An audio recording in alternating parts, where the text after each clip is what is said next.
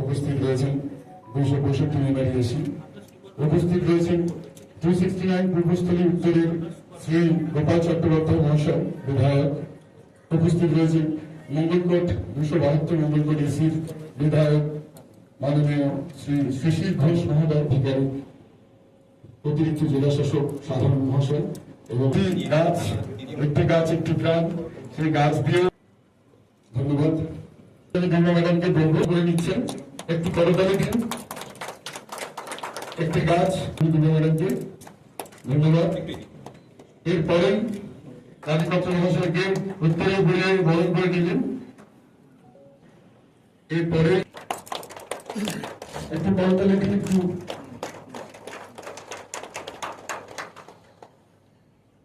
গাছ দিয়ে ওনাকে সম্মান আমাদের দিকে। এরপর সেটা বাবু সাহায্য করছেন, উত্তরেও বলতে ওনাকে সম্মান জানাচ্ছেন।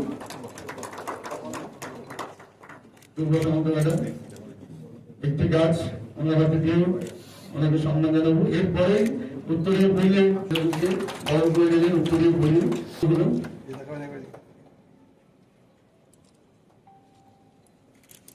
মধ্য দিয়ে আমাদের এই অনুষ্ঠানের শুভ সূচনা করছেন মাননীয় বিধায়ক।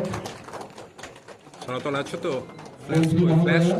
এছাড়াও আমাদের মঞ্চে উপস্থিত রয়েছেন অতিরিক্ত জেলা শাসক সাধারণ মহাশয়।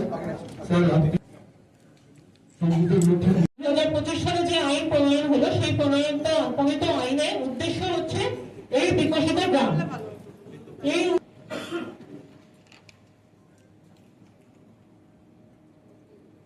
গ্রাম পঞ্চায়েত হচ্ছে এক্ষেত্রে স্কিলের তালিকাতে আমাদের এই বিকশিত ভারতের অধীনে যে আমাদের প্ল্যান হবে।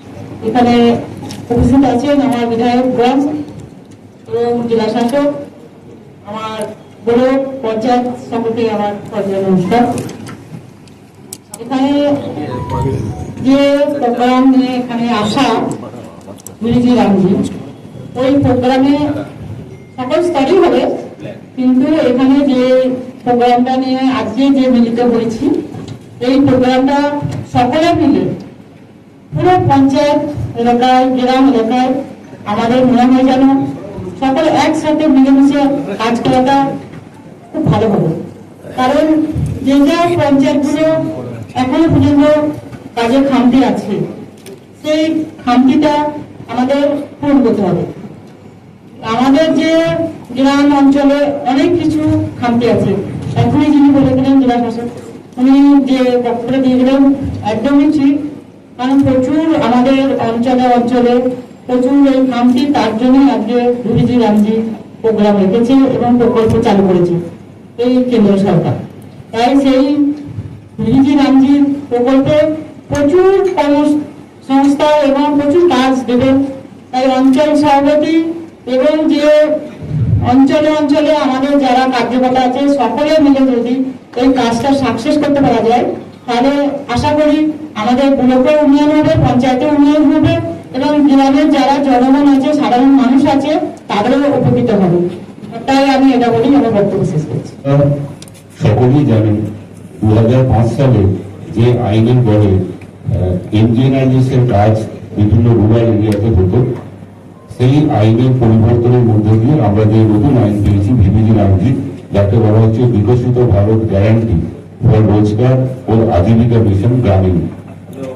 এই যে স্কিম 2025 সালে আইনের মাধ্যমে কেন্দ্র সরকার নিয়ে এসছে, সেই প্রকল্প আমাদের সমগ্র পশ্চিমবঙ্গ রাজ্যের সমস্ত জেলা এবং গ্রামীণ এলাকাতে সেই প্রকল্পের কাজ শুরু হয়েছে। 1 জুলাই 2026 থেকে এই প্রকল্প লঞ্চ হয়েছে। তারপরে আমরা এই কাজ করে যাচ্ছি। বিগত দিনে আমরা যে কাজ করছি ইঞ্জিনিয়ারিং, তার সঙ্গে এই প্রকল্পের কিছু ডিফারেন্স আছে। পরবর্তী ক্ষেত্রে আমাদের যখন এখানে আলোচনা হবে ডিটেলে জানতে পারবেন। এর আগে ছিল গ্রামীণ পরিবারগুলোর জন্য 100 দিনের কাজের একটা নিশ্চয়তা ছিল বিগত আইনে। নতুন যে আইন এলো, সেই আইন বলল যে গ্রামীণ পরিবারকে 125 দিন ন্যূনতম কাজের গ্যারান্টি দিচ্ছে সরকার। ফলে মানুষ আরো বেশি করে সেখানে কাজ করা তাদের সুযোগ তৈরি হবে। আর বিগত সময়ে আপনারাও দেখেছেন যে বিভিন্ন জায়গা থেকে পরিকল্পনা ধরা হতো, সেক্ষেত্রে যেমন গ্রামীণ এলাকার মানুষ তারা কোনো ডিমান্ড করতে কাজ, সেই কাজ থেকে ধরা হতো। কিন্তু এই ডিমান্ড ওরিয়েন্টেড কাজ থাকার ফলে যেটা হয়েছে যে গ্রাম এলাকায় সেটা সম্ভব হয়নি।